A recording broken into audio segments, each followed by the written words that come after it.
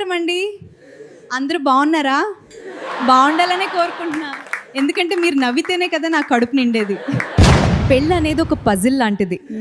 మొదట్లో ముక్కలు బాగుంటాయి, కానీ సెట్ చేసేటప్పటికి తల ప్రాణం తోకకి వస్తుంది. మా ఫ్రెండ్ గారు జీవితం ఒక ప్రయాణం అన్నాడు. సరే కదా అని బస్సు ఎక్కితే టికెట్ అడుగుతున్నారు, వాడు మాత్రం కనీసం లిఫ్ట్ కూడా ఇవ్వడు. మ్యాప్స్ ఉన్నాక కూడా దారి అడిగే ఏకైక ప్రాణి భారతీయుడు. డబ్బుతో సంతోషాన్ని కొనలేం,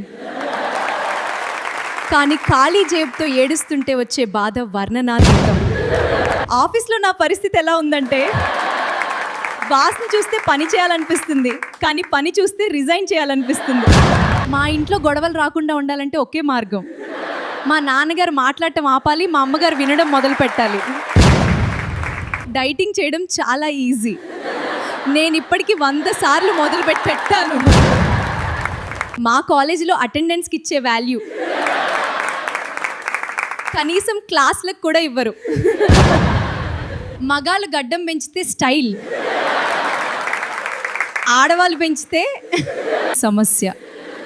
లోకం ఎంత అన్యాయం. అప్పిచ్చేవాడు దేవుడు, అడిగితే కనిపించడు. కాబట్టి పెళ్ళికి ముందు నువ్వు నా ప్రాణం, పెళ్ళయ్యాక నా ప్రాణం తీస్తున్నావు.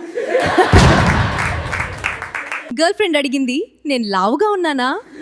మగాడిచ్చే సమాధానం మీద అతని భవిష్యత్ ఆధారపడి ఉంటుంది. లైఫ్లో ఎంత బిజీగా ఉన్నా పక్కింటి వాళ్ళ ఇంట్లో ఏం జరుగుతుందో తెలుసుకోవడం మన కనీస ధర్మం. అదనమాట. చూశారు కదా, కష్టాలు తప్పవు, కనీసం నవ్వుతూ ఎదుర్కొందాం.